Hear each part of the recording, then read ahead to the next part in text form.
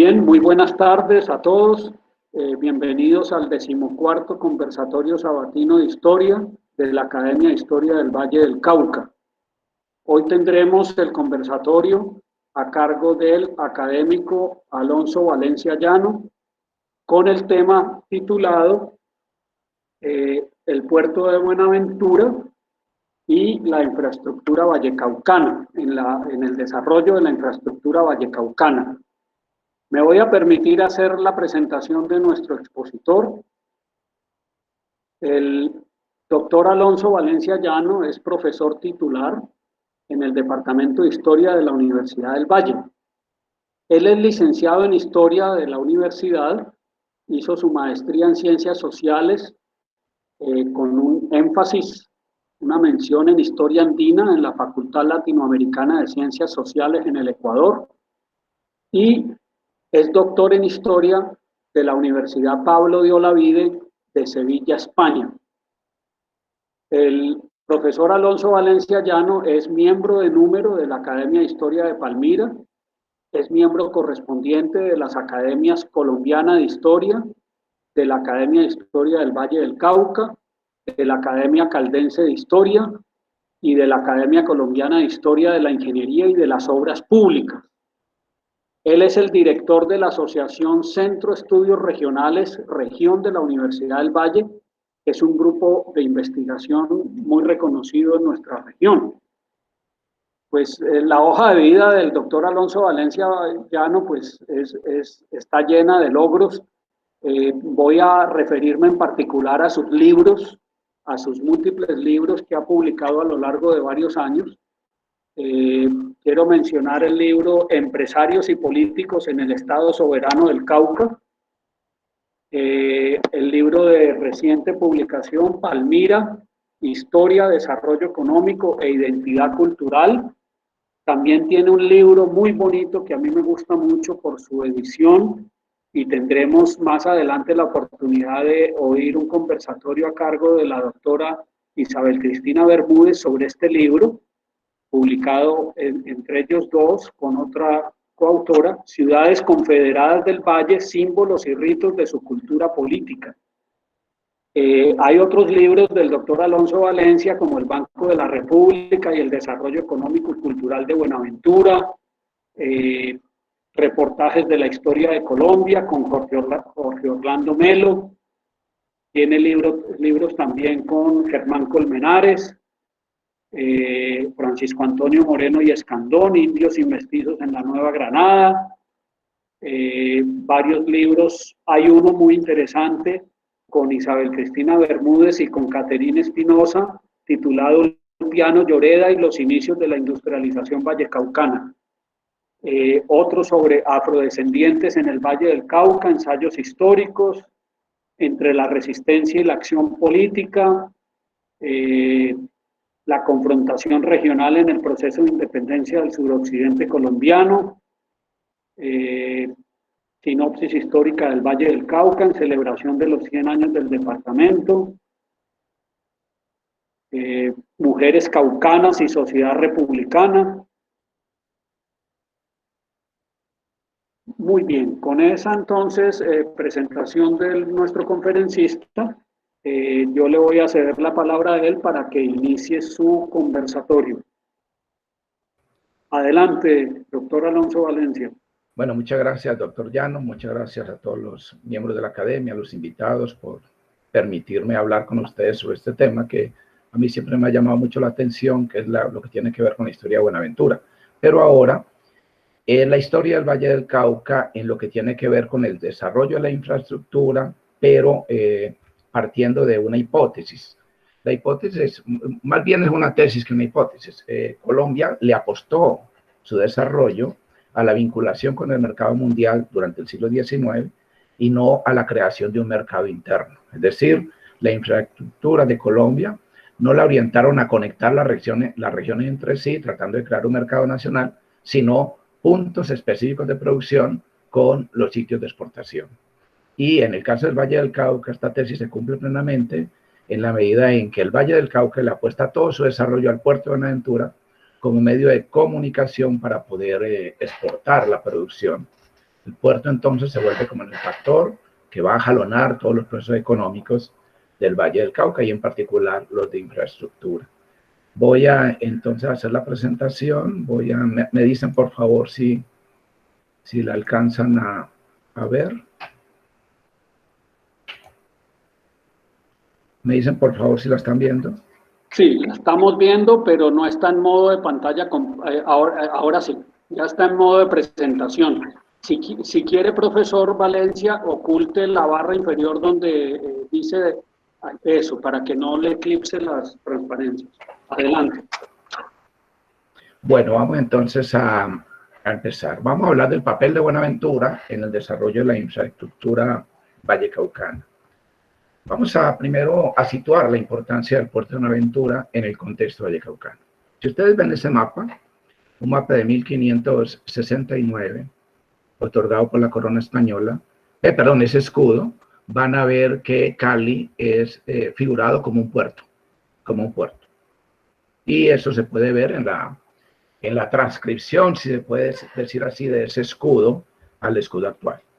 Efectivamente, Cali aparece como un puerto de mar. Si bien hay dos ríos, aparece como un puerto de mar.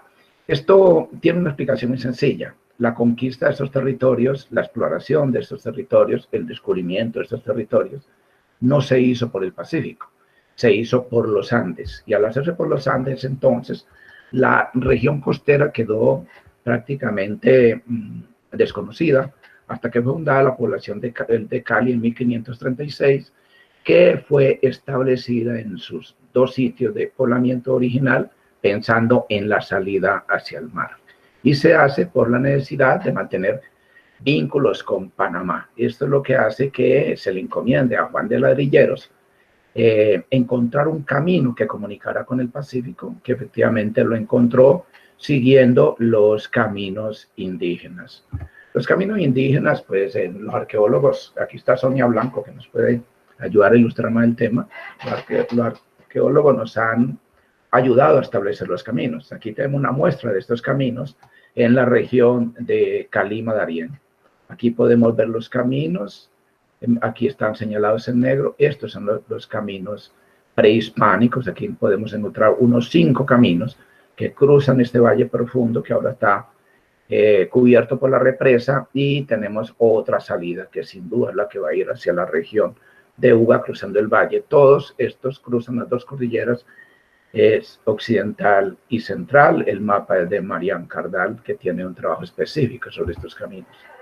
El primer camino que se utilizó fue una trocha indígena que llegó a un poblado indígena, que es el de Raposo. Y se construye, digámoslo así, para, como ya les dije, para encontrar esta salida, y se va a establecer, va a comunicar hacia la Bahía Buenaventura, hacia el Raposo, como ya dije. La importancia de la Bahía Buenaventura la va a establecer Pascual de Andagoya, quien cuando se le asigna la gobernación de San Juan, va a venir al territorio y va a fundar una ciudad que va a ser la capital, digámoslo así, de su gobernación. La ciudad que va a fundar es San Buenaventura, el 14 de julio de 1540. Es un puerto fluvial sobre el río San Juan de Micay, que tuvo categoría de ciudad solamente en los momentos en que el gobernador la erigió como capital de su espacio de gobierno. Esta ciudad va a surgir en medio de conflictos entre Belalcázar de Andagoya, un conflicto, una guerra civil que se va a dar entre 1537 y 1541, y precisamente por haber surgido la ciudad en medio del conflicto entre estos dos conquistadores, Buenaventura va a perder la categoría de ciudad cuando Andagoya debe retirarse y su gobernación de San Juan desaparece, y va a quedar el sitio como un fondeadero. Pero mientras fue ciudad, tuvo que soportar una fuerte resistencia a los indígenas de la zona, que fueron dirigidos por un cacique conocido como Buendia. Hay unas buenas historias de este cacique, que va a quemar el puerto, va a matar incluso a los familiares del gobernador, va a matar a 40 españoles y se va a robar las mujeres blancas. En 1543 el puerto es reconstruido, pero va a sufrir una serie de ataques a lo largo del siglo XVI, sobre todo cuando los chilomas se dedicaron a atacar a los indios tameme, que son los indios cargueros, los que llevaban en sus espaldas las mercancías entre Cali y el puerto. Ellos van a estar atacando estas personas, tratando de romper las posibilidades económicas de los blancos acentuados en Cali.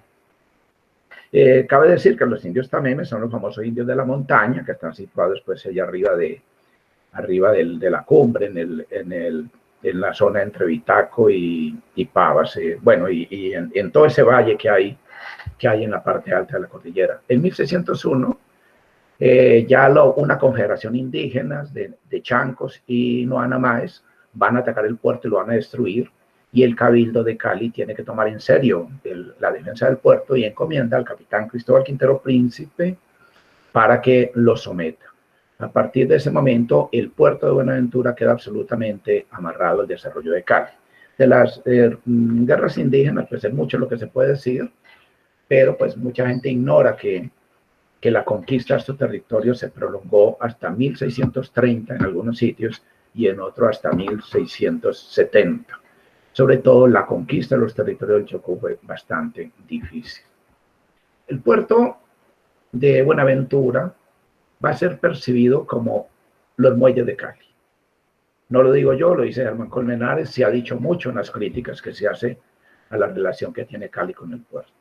Pero Buenaventura nunca fue percibido como un sitio poblado, como un sitio urbano.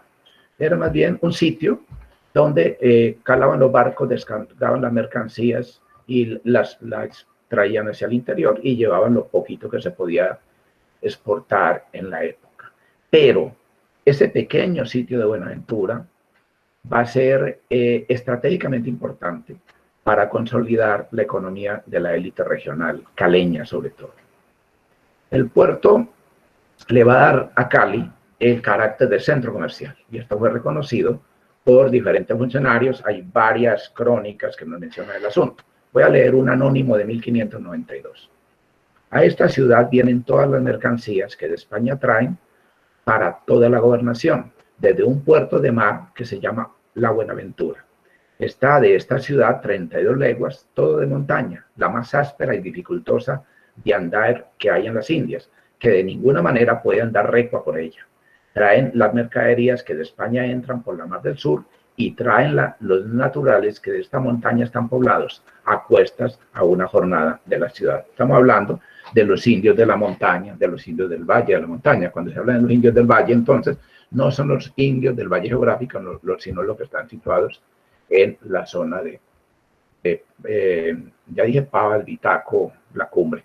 Bueno, lo que tenemos aquí, miren, que quería mostrar la aspereza de los caminos. Los caminos indígenas son caminos perpendiculares prácticamente por la montaña. Y a esto es lo que se refiere el cronista cuando nos menciona las dificultades de caminar por estos caminos.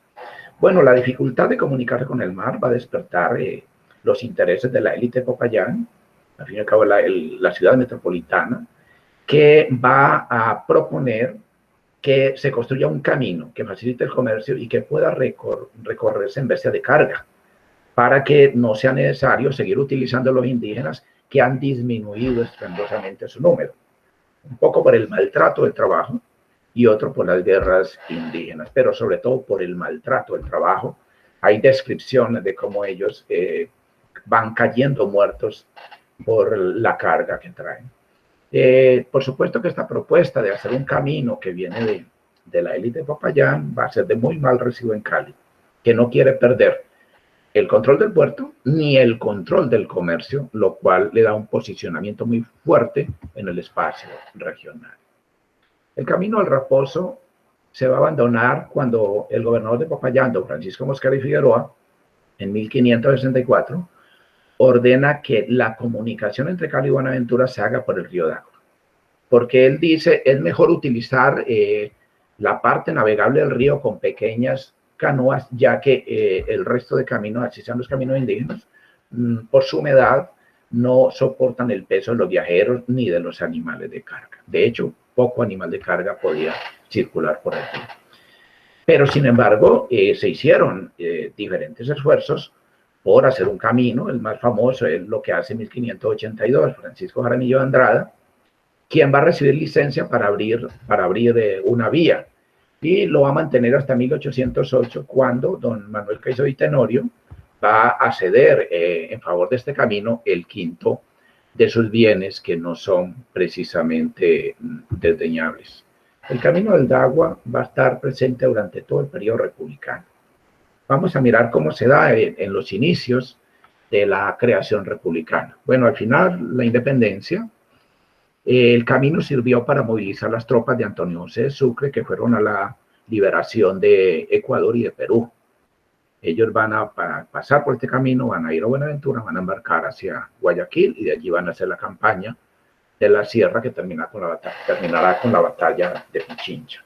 Pocos avances había en el camino.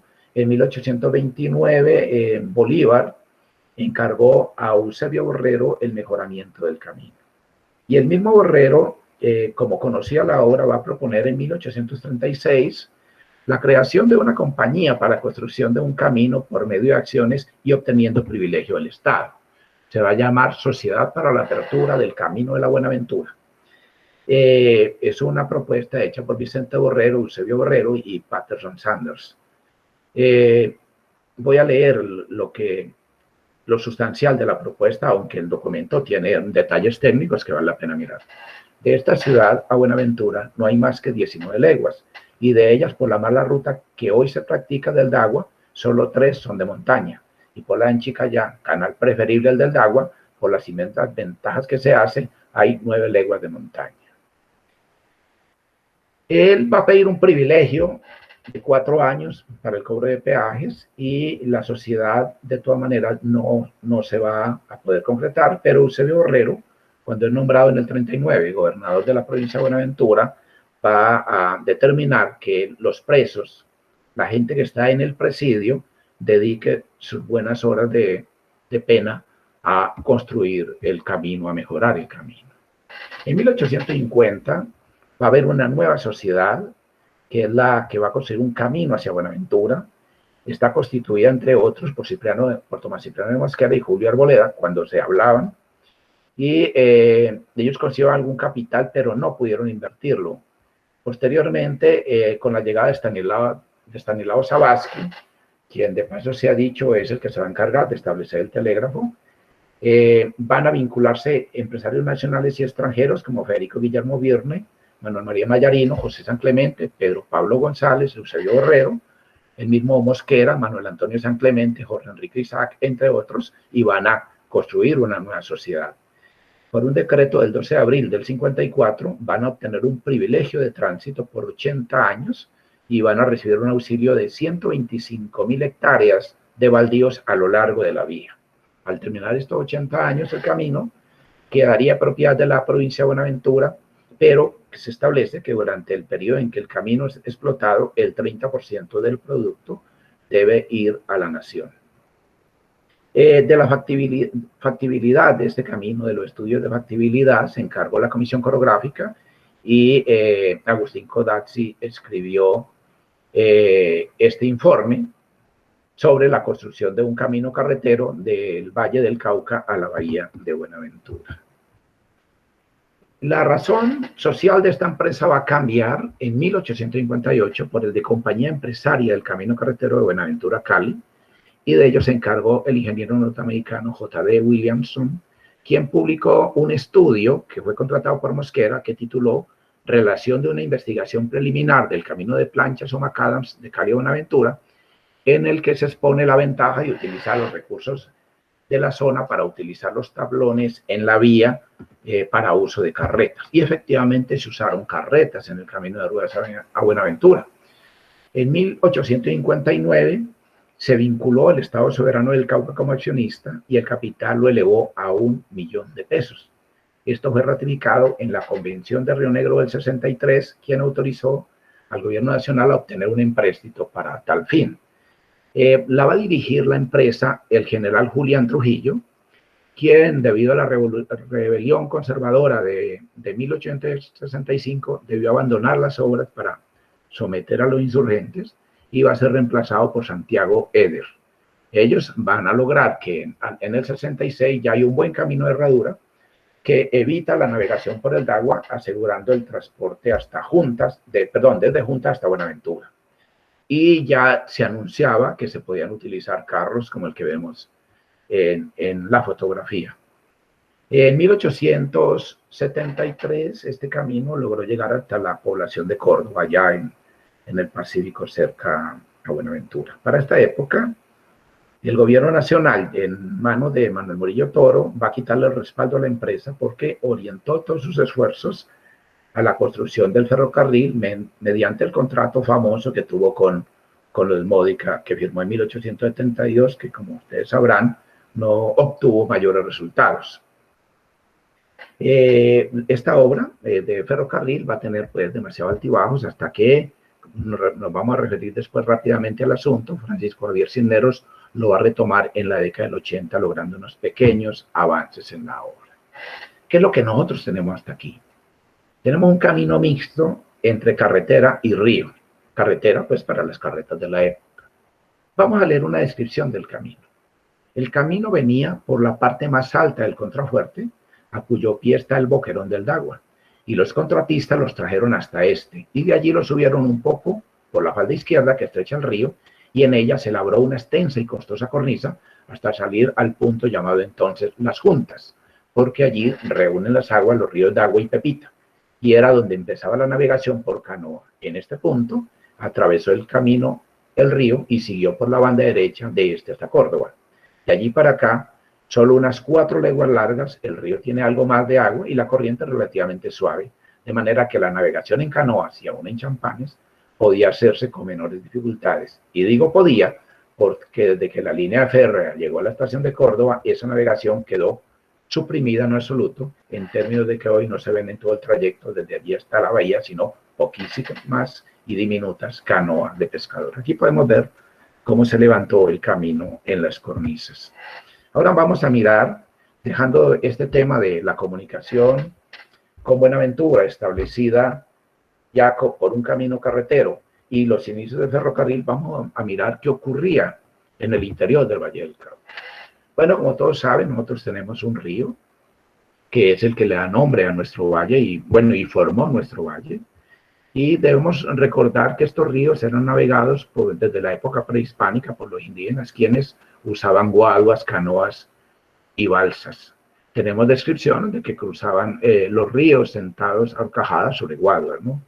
El río fue utilizado pues como el medio de comunicación por los conquistadores, en particular por Jorge Robledo, quien va a salir de Viges hasta avanzar a la conquista de Antioquia, que terminará con la fundación de Santa Fe de Antioquia en el año 45. Bueno, este río, lo mismo que el otro río, el Magdalena, todos los ríos son utilizados de la misma manera como medios de comunicación. Lo importante de nuestro río es que es el eje ordenador del poblamiento. El río va a establecer las condiciones de poblamiento. Entonces aquí tenemos este hermoso mapa del Valle del Cauca que nos muestra las diferentes poblaciones que hay. Está representado en estas pequeñas casas. Estos van a ser el origen de los pueblos del Valle del Cauca. Algunos a una distancia prudente para evitar las inundaciones, tanto en la región del Llano Grande, digamos como Palmira, como acá, o en las otras vertientes, por decir el pueblo de Pescador o el pueblo de Toro, la ciudad de Toro, cuando es trasladada de la cordillera, del Chocó a la banda izquierda del río Cauca. Esto hace que un río tan importante tenga que ser utilizado como vía de comunicación. Entonces se plantea la navegación por vapor del río Cauca. Quien lo propone es Andrés Cerón, que es presidente del Estado Soberano del Cauca, y él va en 1870 a encargar a su secretario de gobierno, Manuel de Robles Camacho, y a su secretario de Hacienda, Federico Restrepo, que hagan invitación a los empresarios de la región para que se vinculen en una sociedad por acciones a esta propuesta de desarrollo. Ellos argumentaban que la población que se vería beneficiada era muy alta para la época. el Buga con 21.361 habitantes, Cali con 17.257, Palmira con 20.737, Popayán, la capital, con 49.288, el municipio del Quindío con 19.266, este es Cartago para los que no tengan referencia, Santander, que es Quilichao, con 18.832, Tuluá, una ciudad bastante grande, con 20.937, y Toro, con 27.211, para una población cercana a 200.000 usuarios posibles de la navegación a vapor por el río. Esta empresa no tiene mayores avances, y luego vamos a tener en 1874-75 una propuesta diferente. César Conto, presidente del Estado Soberano del Cauca, va a proponer la creación de una compañía de navegación y diligencias del Cauca. Esta compañía va a estar en manos de Adolfo Reynel, Belisario Buenaventura, Rafael Peña, Modesto Garcés, que luego será ministro, secretario de la Nación en Hacienda, creo, y David, quien se encargaría de la obra, sería David R. Smith. ¿Qué tiene de interesante esta propuesta? César Conto ve que la navegación a vapor no sería posible si no se construyen en el valle una serie de caminos que comuniquen los sitios poblados con los muelles que se construirían en el puerto. Pero además establece la necesidad de comunicar las ciudades entre sí por caminos carreteros que fueran utilizados mediante diligencias. Esto es una excelente propuesta por las situaciones políticas que se vinieron después, en 1875, que no es del caso mencionar, pero que se produce por los enfrentamientos que se dan entre los mosqueristas con los radicales, pues no se puede sacar adelante. Pero esto obedece a que ya hay creado en la región un proyecto de integración regional muy claramente establecido. La propuesta comienza a surgir por allá en el año 1870, 71, 73, cuando va a surgir un partido político nuevo, un partido político que yo digo es un partido político moderno, que es el Partido Liberal Independiente. Es un partido en el cual van a participar fundamentalmente empresarios, escritores de la región, líderes sociales, que están cansados del dogmatismo, de las confrontaciones que se dan entre liberales y conservadores, y plantean una apertura en política que establezca la paz como condición sine qua non del progreso, y gracias a esa paz se puede adelantar un desarrollo regional a través de la fundación de un banco hipotecario y que permita financiar la navegación a vapor por el río Cauca, la construcción de caminos en la zona del Quindío, a partir de Puerto Isaac en Yumbo, avanzar por el camino que hay, pero venirse de Buenaventura hacia el centro con la construcción de un ferrocarril. Entonces vamos a tener que el esquema de desarrollo regional que plantea las posibilidades económicas del Valle del Cauca se ven mediante una integración regional en la zona del Quindío. Recordemos que la zona del Quindío no es el departamento del Quindío, sino que la zona del Quindío se extiende frente a Manizales, a partir de la ciudad de Villa María, pasa por San Francisco, que hoy es Chinchiná, teniendo como límite el Chinchiná, y va a extenderse hacia el sur, por la región de Santa Rosa de Cabal, lo que hoy es Pereira y Cartago. Pero también va a vincular el oriente de la zona, que es la zona de Supía, Marmato y Río Sucio, que son las zonas más ricas desde el punto de vista de minería aurífera que tiene la región caucana, y una de las más importantes de Colombia. Va a vincular la región de Santuario por el Valle de Risaralda y va a seguir por la cordillera occidental por la vertiente derecha y la vertiente izquierda de la cordillera central. Es decir, vamos a tener una unificación mediante camino de espacios productivos, sobre todo porque se está desarrollando un producto que va a ser importantísimo en los renglones de exportación, que es el café. Los caminos van a llegar al puerto de la Virginia, en la región de Cartago, se van a embarcar en vapores, van a avanzar, van a llegar hasta Puerto Isaac en Yumbo, allí seguirán recuémulas, pero ya viene el ferrocarril. El desarrollo del Valle del Cauca, entonces, si bien está pensado como una integración de sectores productivos, está pensado fundamentalmente para salir por Buenaventura. Es Buenaventura el sitio de atracción. Toda la producción cafetera debe salir por Buenaventura. La producción de carne del valle que se exportaba a Panamá debe salir por Buenaventura. La producción de tabaco, que antes tenía que dar una vuelta terrible por el camino del Quindío para salir al Valle del Magdalena, debe salir por Buenaventura. La quina que se está explorando en esta época debe salir por Buenaventura. Todo debe salir por Buenaventura. Buenaventura entonces va a ser el factor que va a jalonar el desarrollo regional. Y, por supuesto, este proyecto que crean los liberales independientes, este primer proyecto de integración regional, es lo que va a dar sustento, años después, a la creación del departamento del Valle del Cauca. Dentro de este proyecto, vamos a ver cómo surge una propuesta de desarrollo de comunicaciones que es fundamental. Volvamos acá. En el proyecto de creación del camino, perdón, del ferrocarril, y en el contrato que firma Francisco Javier Cisneros con el gobierno nacional, va a haber una cláusula que dice: debe desarrollar el ferrocarril la navegación a vapor por el río Cauca. De esto se va a encargar Julián Trujillo, quien ahora es presidente de la República en el 80. Él va a estimular allí la navegación a vapor, él va a propiciar que esta obra se vuelva realidad, va a financiar con capitales al mismo tiempo que está financiando con capitales la construcción del ferrocarril. Por supuesto que para esto necesitamos tener gente que sepa de navegación y sepa cómo se integra el comercio a partir de esta obra, de esta empresa.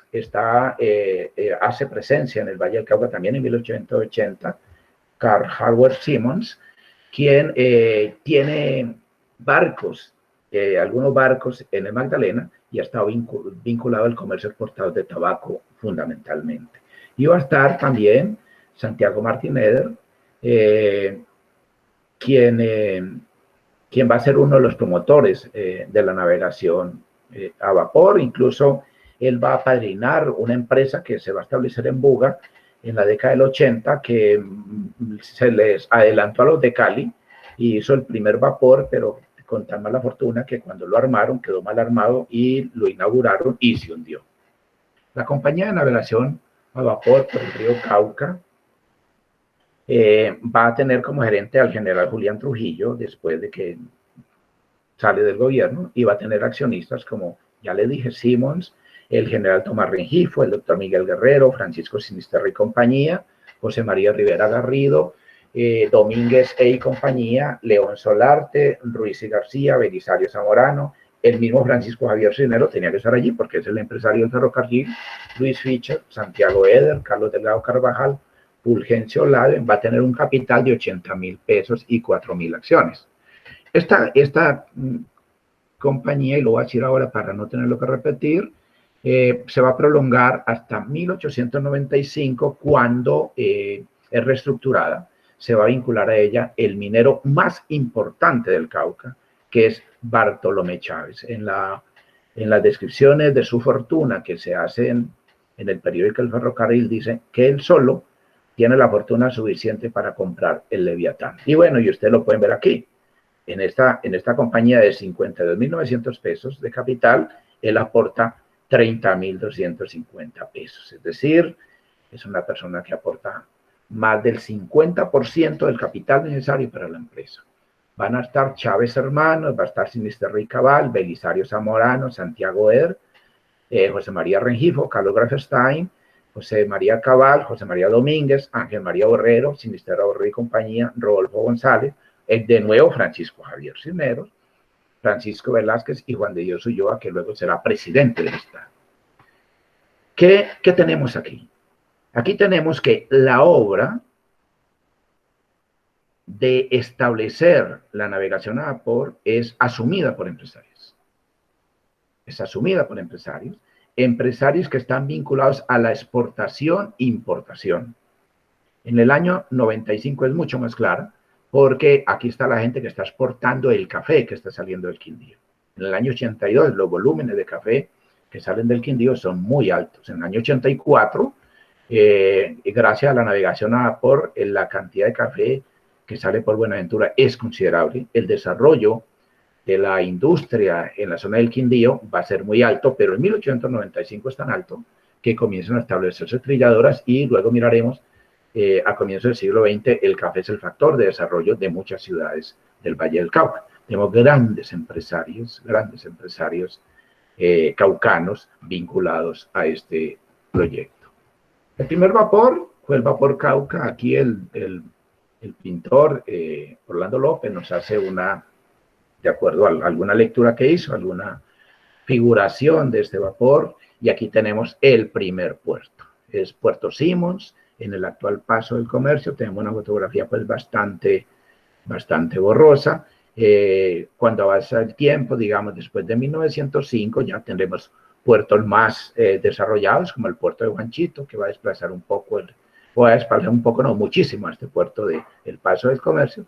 Y aquí tenemos un pequeño puerto intermedio, como es el puerto de Media Canoa, que comunica con la ciudad de Buga. La navegación va a tener grandes desarrollos a partir de 1905. Y va a tener grandes desarrollos a partir de 1905 porque hay un presidente que tiene unas prácticas económicas muy vinculadas con el Cauca. Estamos hablando del presidente Reyes. El presidente Reyes se hizo como empresario en el Cauca. Fue uno de los grandes exportadores de quinas. Y luego se va a vincular en la política cuando la quina deja de ser productiva. Entonces Rafael Reyes, a partir de 1905, es el presidente de Colombia. Y a él no se le olvidó el Cauca. Y tan no se le olvidó que él va a estimular el desarrollo del ferrocarril, que solamente avanzó durante la época de Cisneros 20 kilómetros hasta la población de Córdoba. Comienza a desarrollarse de nuevo el ferrocarril avanza mientras él está en el poder, luego tiene un proceso de estancamiento. Pero la navegación a vapor va a tener nuevos bríos y van a haber muchos barcos, muchas empresas y por supuesto van a haber muchos puertos. Miremos aquí los puertos. Aquí tenemos las poblaciones de la banda izquierda, tenemos Cali, Yumbo, Yotoco, Río Frío, Bolívar, Roldanillo, La Unión, Toro, Anserma-Nuevo y La Virginia, y por la banda derecha, aunque están más alejados del río, vamos a tener a Palmira, Guacarí, Buga, Tuluá, Buga la Grande, Zarzal, La Victoria, Obando y Cartago. Me faltó el Cerrito por allí. Estas poblaciones, estas ciudades, deben construir caminos que comuniquen con sus puertos. Y aquí están los puertos: el Puerto Mayarino, Puerto Simons, Isaacs, La Torre, Media Canoa, el puerto de Río Frío, El Salto, Almorzadero, el puerto de Bolívar, que también se conoce como Pescador, Roldanillo, La Cañada, Puerto Toro, Anacaro en Cartago y ya el puerto de La Virginia. Estamos hablando de un recorrido en kilómetros que son 220 kilómetros. Este periodo de 1905 a 1929 nos va a marcar el auge de la navegación por el río Cauca.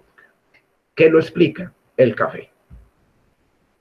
La zona del Quindío es la zona más productora de café en estos momentos y la vía expedita que tienen para exportarlo es utilizando los vapores del río Cauca, luego llevarlos a Puerto Isaacs, bajarlos en mula y llevarlos hasta donde llega el ferrocarril. Pero el ferrocarril va a seguir avanzando y en 1915 el ferrocarril llega a Cali. Ahora nos referiremos al tema. ¿Qué es lo importante aquí? Lo importante es que tenemos un producto, que es el café, que va a permitir la creación de grandes empresas que van a tener el capital suficiente para movilizar sus productos hacia la exportación. La primera es la compañía de navegación, que va a tener vapores como Ricaurte, Cabal, Sucre, La Pinzón y compañía, que va a tener el Cali, Ceilán, Danubio, Manizales, Palmira y Santander. La Naviera del Cauca, que va a tener el Mercedes, Vallejo y compañía, que va a tener Armenia y Calarcá, Garcés y compañía, que va a tener el Pereira, la compañía que va a tener, Marina, que va a tener el Valle. Y vamos a tener, esto es lo que tomé del almanaque de los hechos colombianos, pero hay muchos más barcos y por supuesto hay más compañías. Simplemente lo estoy mencionando a modo de ejemplo. Miremos unos ejemplos de los barcos. Tenemos la compañía de navegación, que va a tener el Ricaurte, que es para uso mixto de pasajeros y carga. Vamos a tener el Cabal en la misma situación. Ambos tienen 59 toneladas y el Sucre, que va a tener 59 toneladas. Pinzón y compañía, la empresa pues, más grande. Ya sabemos que Carlos Pinzón es el máximo exportador de café. Su empresa Manizales tiene comunicación directa con Londres, con los mercados cafeteros internacionales, de tal manera que es uno de los Mr. Coffee que hay asentados en la capital de Caldas. Va a tener el Cali con 75 toneladas, San Julián más pequeño con 33 toneladas, el Danubio de 70 toneladas, que tiene una particularidad y vale la pena mencionarla porque vi por allí conectado a nuestro muy querido amigo Roberto Jaramillo, secretario de la Academia de Historia Buga. Es el que llevaba a los peregrinos a Buga, a la ceremonia de la Basílica con el Milagroso. El Manizales, que va a tener 80 toneladas, el Santander, de 46 toneladas, y el Ceilán, de 75 toneladas. Esta es la compañía, lejos la compañía más grande, porque desde luego tiene un excelente producto para exportar, que es el café. Vamos a tener a Alfonso Vallejo González con 2 barcos, el Armenia y el Calarcá. Vamos a tener a Garcés y compañía con el Valle, y vamos a tener la compañía Marina, que va a tener el Pereira con 60 toneladas. El vapor más grande que hubo y el más lujoso fue el vapor Mercedes.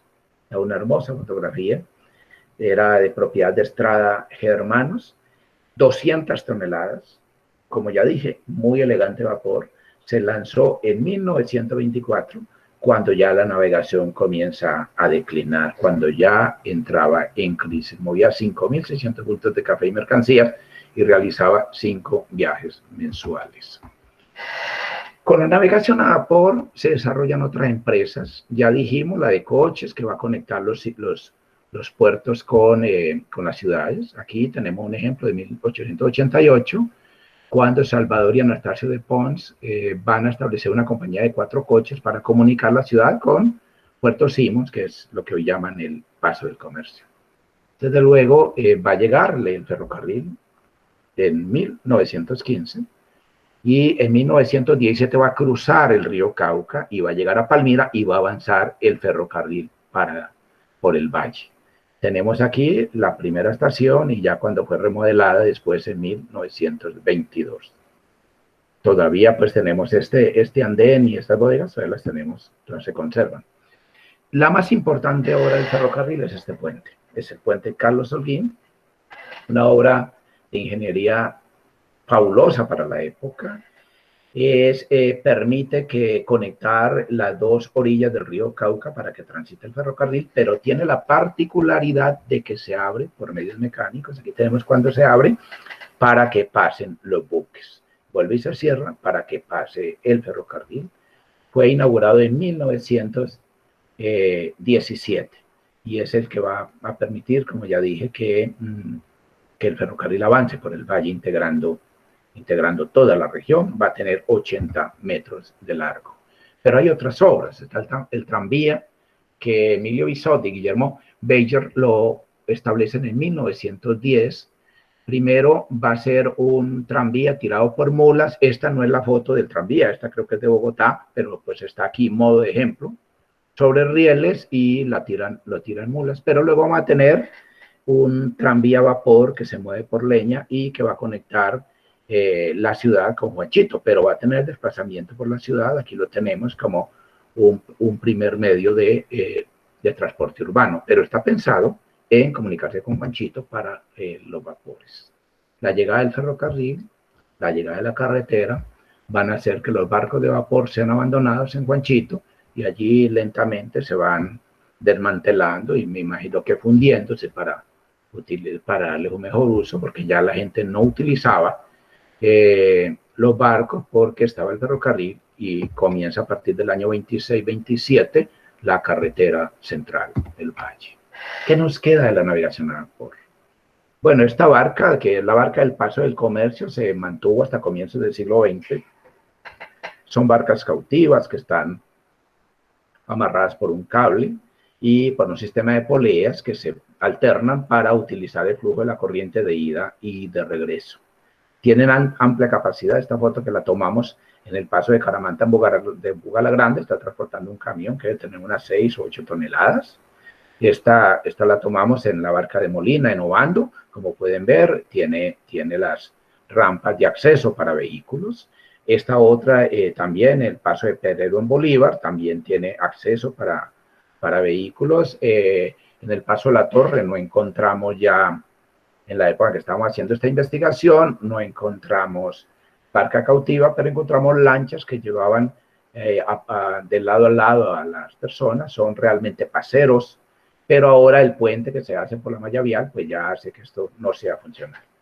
Y lo último que encontramos en el recorrido que hicimos por los diferentes pasos del Cauca, mirando los vestigios de la navegación, que aquí pues no los tenemos mencionados todos, es que en el muelle turístico de la Virginia hay una reconstrucción, si se puede decir así, de un vapor, entre comillas, porque en realidad es un barco movido una construcción movida por motor que está sobre 2 canoas largas, no sé en términos técnicos cómo se llama esto, pero ellos nos recuerdan que alguna vez el río Cauca fue navegado por vapores. Ahora, miremos cuál es el impacto de la modernización vial del Valle del Cauca en la crisis de la navegación a vapor por el río. Lo primero es que este sueño que tuvieron los liberales independientes para el año 71, 73, fundamentalmente en poblaciones como Palmira y Cali, de anudar la región, creando un mercado interno para la exportación, pues se cumplió plenamente. En 1930, el valle está integrado por un sistema vial único en el país. Primero, tenemos el ferrocarril, que el ferrocarril ya llegó a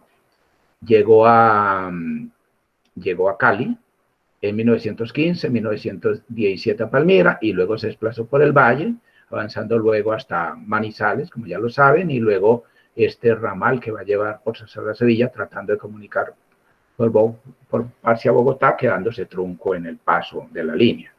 Y tenemos las carreteras, tenemos la carretera Simón Bolívar, la carretera que va a Buga y la carretera central del Valle. Es imposible competir en términos de navegación o utilizando la navegación, utilizando el río con estos medios de transporte. El ferrocarril mueve grandes volúmenes, pero los camiones tienen la particularidad de llevarte la carga hasta la puerta de tu casa. Entonces era imposible ya en pasajeros y de carga seguir utilizando este río. El ferrocarril entonces va a aparecer como la obra redentora. En 1915, Cali es la única ciudad del país, y hago énfasis en esto, es la única ciudad del país que está conectada con el mar por ferrocarril. No hay ninguna ciudad del interior que esté comunicada con el mar en esta época. Está solamente Cali, pues ciudad del interior, no ciudades de la costa. Pues yo digo Barranquilla, que puede tener un pequeño ferrocarril a Bocas del Senior, pues eso es diferente, pero estamos hablando de un espacio interior bastante alejado, como es el caso de Cali y su puerto. El ferrocarril entonces va a facilitar la integración con Buenaventura, pero el ferrocarril tiene una misión. Así como el ferrocarril tuvo que propiciar el desarrollo de la navegación a vapor en el contrato que estableció con Cisneros, el ferrocarril tiene la misión que le otorga o que le impone el Estado colombiano de hacer el puerto de Buenaventura. Tiene que hacer los muelles. Entonces el ferrocarril de Colombia, los ferrocarriles nacionales de Colombia, son los administradores del puerto de Buenaventura. Entonces, es una obra absolutamente lógica, absolutamente lógica. El ferrocarril hace el puerto y lo comunica hacia el interior a través de los rieles y mueve volumen de mercancía considerables. El ferrocarril mueve diariamente 900 toneladas de mercancías, que para la época es un volumen bastante considerable. Sin embargo, hubo cálculos que nadie previó. Y es que después de la Primera Guerra Mundial y después de la inauguración del Canal de Panamá, me quedó mal escrito, comienza a desplazarse mucho volumen de mercancía por el Pacífico.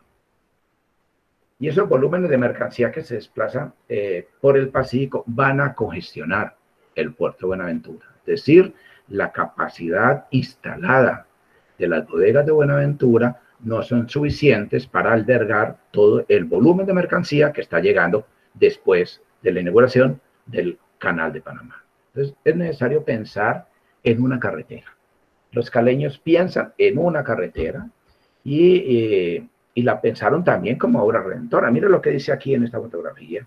Colombia entera irá al mar en automóvil. Yo no sé cómo iba a caber un automóvil Colombia entera, pero bueno, que los caleños están tan optimistas, tan eufóricos y tan orgullosos de lo que estaban haciendo, pues que estas expresiones se daban en la época. Cali va a inaugurar la carretera al mar en el año 27, y la inaugura, pues, por supuesto, sin estar terminada, y la va a promocionar de muchas maneras. Pero el hecho de que la promocione, saliendo prácticamente utilizando variantes del viejo camino, hace que la élite de Buga, la élite empresarial, la élite dirigente de Buga diga, un momentico, esto no tiene sentido. No tiene sentido que se haga un camino subiendo esa cordillera desde el valle, esa cordillera central, subiendo esas lomas tan ásperas, con esa distancia tan larga, cuando de Buga se puede hacer un camino utilizando la depresión que hay en la cordillera y conectando por Lobo Guerrero, conectando Buenaventura. No tenía ninguna lógica. Ellos plantean la variante Buga-Buenaventura.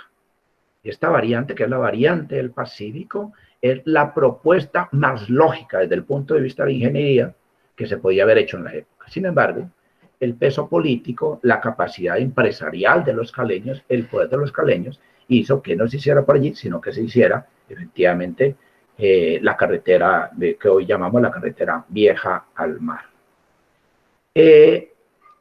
Cuando nosotros miramos qué ocurre con esto y por qué el desarrollo de ese ferrocarril y esa carretera va a impactar negativamente a la navegación a vapor, pues nos saltan a la vista algunos factores. Por ejemplo, la navegación de vapor por el río son 220 kilómetros. En el mejor de los casos se demoraba 3 días. Eso, si no se, ¿cómo se llama esto? No encallaba el barco en un banco de arena, o si por las lluvias altísimas como las que están en este momento se perdía el canal del río y tenían que quedar anclados esperando a que las aguas perdieran fuerza, o por las dificultades con el leñateo para poder esperar a que llegara la leña, porque como hubo tantos vapores viajando, la leña que se extraía de los bosques a orillas del río se fueron agotando y cada vez tuvieron que irse a espacios más del interior, alejados más, lo que hacía que la leña se volviera excesivamente costosa, aparte del factor ecológico, el impacto ecológico negativo que estaba produciendo. Entonces,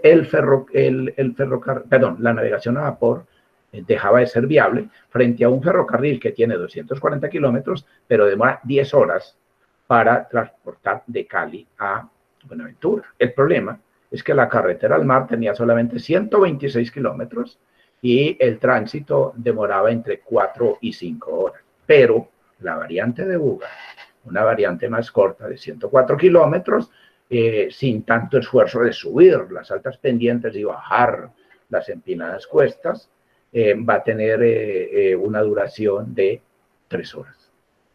Este debate entre las élites regionales fue muy importante, va a establecer muchas diferencias entre ambas ciudades. Buenaventura se desarrolla entonces a partir del muelle. El muelle que construyó Francisco Javier Cisneros no fue apropiadamente construido, rápidamente perdió su función, luego se construyó otro pequeño muelle que llevaba a que los barcos se encallaran cuando se daba la bajamar, como ocurre en esta fotografía que tenemos un barco allí botado en el fango, que ya no tiene ningún uso, pero la necesidad de desarrollar el puerto se va a dar por el fin de la Segunda Guerra Mundial. Y para que no pasara lo que ocurrió con la Primera Guerra Mundial y la apertura del Canal de Panamá, que tiró un flujo grande de mercancías por el Pacífico y hacia Buenaventura. Entonces, Ignacio Rengifo, ya en la década, a finales de la década del 40 y del 50, va a construir un muelle moderno, que es el muelle Rengifo. Este muelle Rengifo, pues que podemos ver aquí una excelente fotografía de la época, va a permitir que lleguen barcos de mucho calado para la época, como el que tenemos allí presente. Y Buenaventura, entonces, se va a desarrollar como una ciudad con unos muelles. Pero a pesar de que se estaba previendo lo que iba a pasar después de la Segunda Guerra Mundial, los desarrollos de infraestructura no fueron suficientes. En los años 40 vamos a tener una crisis general en los puertos de Colombia. La capacidad en bodega de Buenaventura era para 17.000 toneladas. Se quedó corta. Barranquilla, el puerto más importante del país en la época, tenía una capacidad de 40.000 toneladas en bodega. Cartagena 25.000 y Santa Marta 1.500 toneladas. Pero después de la Segunda Guerra Mundial aumentan el flujo, la circulación de mercancías hacia América, sobre todo mucha mercancía norteamericana. Pero Barranquilla va a tener un factor en contra. Primero, Barranquilla si bien tiene un puerto de mar, la verdad es que es un puerto que está anclado a un río. Y el estar anclado a un río produce unas circunstancias que pueden ser negativas. ¿Por qué son negativas? Porque el río Magdalena, como el Cauca, tiene crecidas y tiene sequías. Y cuando hay crecidas y hay sequías, la navegación se obstaculiza. Pero no es solamente eso. Tenía uno de los sindicatos más fuertes del país, la Fedenal. Alberto Lleras tuvo que enfrentar ese sindicato, declarar ilegal la huelga, pero esa huelga de ese sindicato paró toda la navegación de los barcos por el Magdalena y represó las mercancías en Barranquilla. Esto se da al punto de que Estados Unidos prohíbe a sus barcos anclar en los puertos colombianos y lo mismo hace Inglaterra. Dicen, no se puede llevar mercancías a estos puertos donde no se sabe cuándo se puede descargar la mercancía, cuándo puede seguir el barco su flujo hacia los otros puertos. Entonces, es necesario modernizar el puerto de Buenaventura. El gobierno nacional ordena que las mercancías que están en Barranquilla sean desplazadas hacia Buenaventura y allí introducidas a Colombia.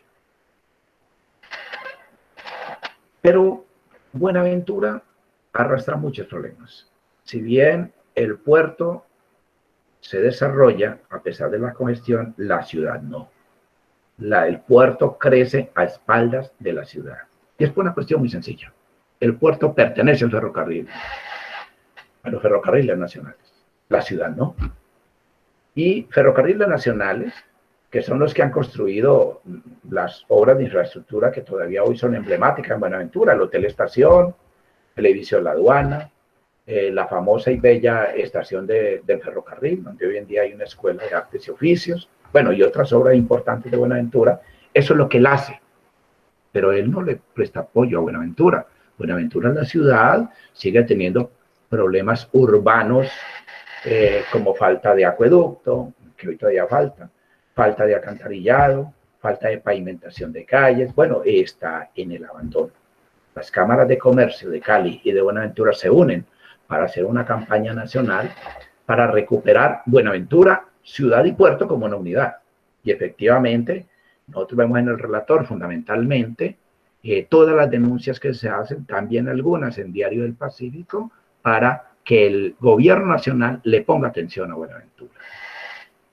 Precisamente, cuando las empresas navieras como aquí, como la Raymond, que no va a volver a Buenaventura, entonces ellos dicen, un momentico, los problemas de Buenaventura no son del Valle del Cauca, no son de Buenaventura mismo, sino que son de la economía de todo el país.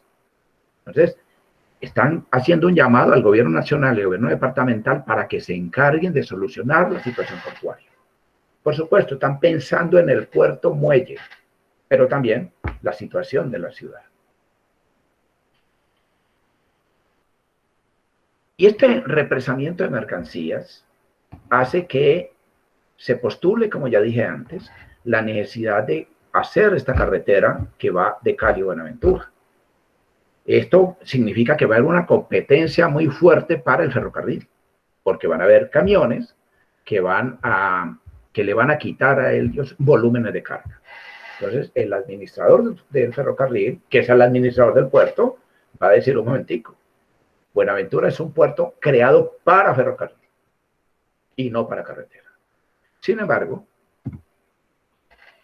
la carretera de Cali al mar se desarrolla y avanza. Y Jorge Sabatsky va a convencer al presidente de la República, Gerald Camargo, que esa carretera tiene que pavimentarse por la importancia de Buenaventura, por el volumen de mercancías que hay, pero con un argumento que es un argumento interesante. Va a decir, si durante su gobierno se pavimenta la carretera, quiere decir que el Partido Liberal fue el que inició la pavimentación de carreteras en Colombia. Efectivamente, se construye la carretera, se comienza a ampliar y se inaugura, pues, de nuevo, sin estar terminada, pero una cosa muy interesante cuando se inaugura, eso fue fiesta en Cali. Supongo que también fue fiesta en Buenaventura, pues vino el presidente de la República. Pero hay algo que es muy interesante. El mismo día de la inauguración, el volumen de carga movido por los camiones alcanzó 900 toneladas. Era la capacidad de carga del ferrocarril. Es decir, los camiones, por esa carretera terrible que estaba sin terminar, movieron la misma cantidad, el mismo volumen de mercancías que movía el ferrocarril. Y esto hizo, pues, que Cali, muy eufórica, dijera que Cali era un puerto de mar. Incluso hay poesías donde hablan, pues, de que Cali es un puerto de mar. Ya el desarrollo de la infraestructura lleva a que Buenaventura esté conectada a la red férrea nacional y también a las carreteras nacionales. Aquí tenemos las grandes obras ferroviarias y luego, ya avanzando el tiempo, viene la modernización de las vías. El sueño de los líderes bugueños se cumple porque ahora por fin se está haciendo la construcción por concesión de Buga-Lobo Guerrero para establecer doble calzada por la vía lógica, por la vía más corta, que permitía conectar a Buenaventura con el resto del país.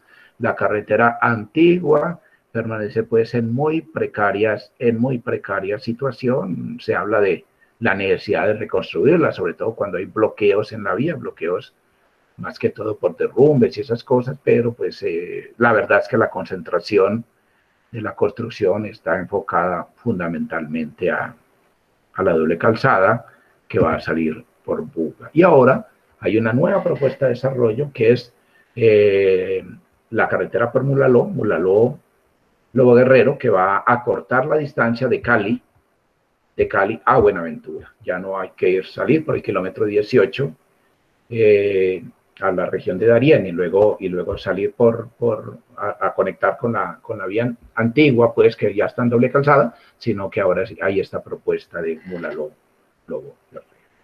bueno, este desarrollo de infraestructura es lo que nos va a explicar por qué la navegación a vapor fue abandonada en el Valle del Cauca. Básicamente, lo que tenemos que entender es que es muy difícil luchar contra el progreso. Es muy difícil luchar contra el progreso con otros medios de comunicación mucho más eficientes. Eso era lo que quería conversar con ustedes. Muchas gracias por su atención.